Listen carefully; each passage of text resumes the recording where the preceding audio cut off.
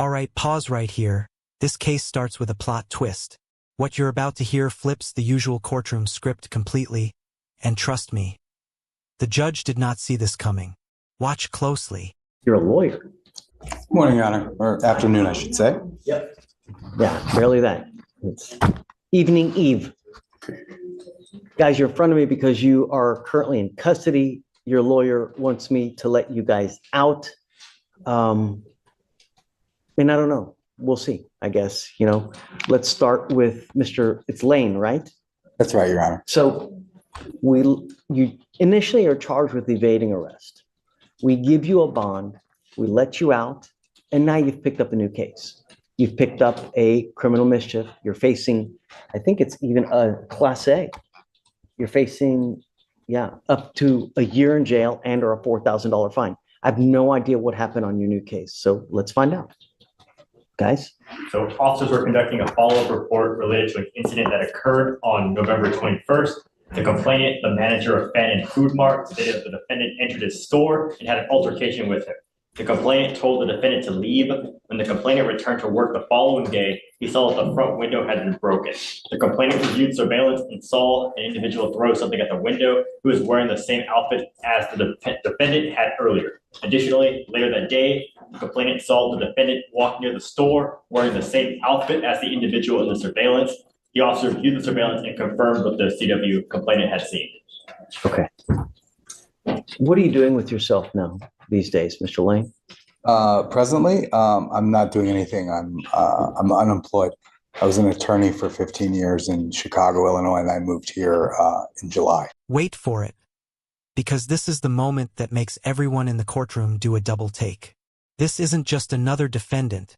This revelation instantly changes how the judge is going to evaluate credibility, responsibility, and expectations. Or late June. You're a lawyer.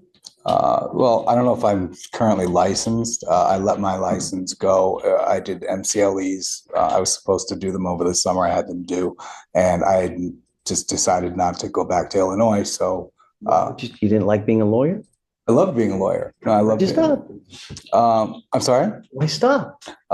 Because in order to practice here, which is my new home, it would have been a process of, I think, taking a bar 3 days. I think you guys have. Yeah, it's and awful. yeah, and I had some other things going on in my life that producing. You have in your life now. Who? Yeah. Family, nobody in this area, but my mother and father, they live in San Francisco area, and my younger sister does too. My father's a retired lawyer, my sister's a lawyer, my older brother is in, a different They know field. that you're here in this now? No. Can we reach out to them? Sure. I mean, if you. Well, here's the problem, Mr. Lane, is that we gave you a free bond, you've picked up a new case. And the last thing I want is to just let you go and you're going to be roaming the streets of Houston. It's just not a good place to roam. And if you've got nowhere to go, if you've got nothing to do, it could be a recipe for trouble. And This is actually a really important judicial moment. The judge isn't just deciding bond, he's weighing public safety, homelessness risk, and whether releasing someone with no support system sets them up to fail. This is the court trying to prevent the next arrest. that's why I want to let you out, but not just to the streets. If you have a place to go to, if you've got family, if someone's willing to take you in, then we can work something. But for you to just be let out on the street. Right. I was going to defer to my counsel here to make these sorts of arguments. I'm not used to appearing in this sort of forum, but I'd be happy to speak to the circumstance of being homeless. Do you mind if he reaches out to family to see if they can help? I'm not sure. Well, again, I can reach out to any family members if you want, if you're comfortable with me doing that. I just don't want to do that if you don't want me to, but. Well, I don't understand the purpose to have them pay a bond. No. For help. What Judge is concerned about is you having some sort of place to stay where you're safe so that you can comply with bond conditions, come to court when asked, and we know that you have a place to be. So if that's a homeless shelter or Star of Hope or something. More importantly, that you, number one, don't get into any trouble. And number two, don't be a danger to the public, because we want our public to be safe, secure. And that's it. And if you're on the street, you're roaming, you've got nowhere to go, you've got no food to eat, it's a recipe for disaster. But if we can get your family involved and let them know what's going on with you now, perhaps they're willing to come down, speak with you. Well, yeah, I mean, I have a larger extended family that really should be bearing this burden, because they were the ones who convinced me to come to Houston in the first place and to stay here. You can reach out to whoever you want. Doesn't matter. Yeah. It doesn't matter. Anyone you want. As long as they have a phone number, then hey. Well, sure. I mean, I'm amenable to that. I'm not sure if that's a solution here that has anything to do with my bond, or because they gave me what, like a $5,000 bond or something. I don't really know. Yeah, your bond's now, it's $100 on the evading, and then it's $5,000 on the criminal mischief. Is there anyone you could stay with in the Houston area? Yeah, I mean, sure. Yeah, I know of one person in the Houston area, and a few others that could possibly be called. I don't really know all their names, but people I met along the way. Are you comfortable with me calling someone for you in the Houston area? Yeah, I'm comfortable with that. Sure. Okay.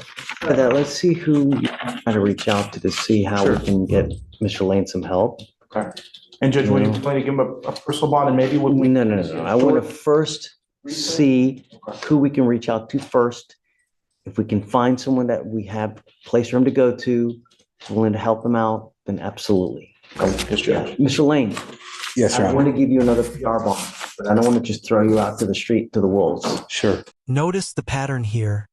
Different defendants, same philosophy. The judge keeps saying the same thing in different ways. I don't want to throw you to the wolves. This isn't about punishment yet. It's about whether the court can trust you to show back up. Okay. Understood, Your Honor. James is great. He's here to help you. Together, let's work something to get you the best thing that we can. Okay. Thanks. Mr. Smith, not very happy with you.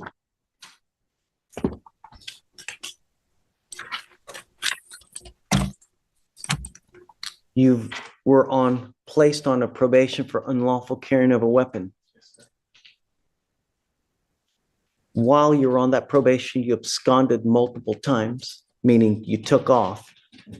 In March of 23, you picked up an assault. And then after you picked up the assault, you took off. Never heard from you again. The only reason we have you now is because you picked up a criminal trespass. Can I speak on the March case? Don't. I've got a bunch of district attorneys here, and I don't want you to say something that hurts your Speak about case. the facts of your case. Yes, sir. The problem is that your lawyer is asking me to give you a PR bond to get you out. But I know if I give you a PR bond, you're going to take flight. We'll never see you again. How many times have you done it before? It's a rhetorical question. I don't want you to answer. But the problem is I have your bond at 7503 for a reason. Yes, sir. You know what I mean? Yes, sir. So we got to find out what's going on with you as well. What I'd like to do is have you TRAS'd. I want you to speak to our clinicians to see how we best go forward. I don't want to just throw you out to the wolves. We want to, how do we get better? How do we make sure this doesn't happen again? How do we get you full-time employment so you can start working? Well, He works at I an don't auto shop, know. Judge. Huh? He works at an auto shop. Great. But I need just more than words, right? So I'm going to have you TRAS'd. We'll set you off a couple days to see how we go forward. Okay? You understand? Sir. Okay. Do you have any family here that's willing to help you out in Houston as well? My girlfriend, yes, sir, she was trying to buy me out today. Who else do you have besides that? My mother works for HPD.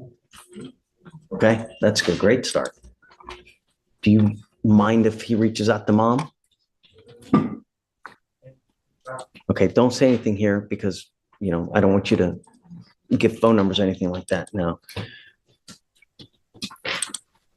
All right, so what we're going to do is we're going to put you guys back. We're going to try to see how we go forward, and then we'll see you here soon, okay? All right, guys. Thanks. Yes, Your Honor. All right, take care, man. Thank you, Judge.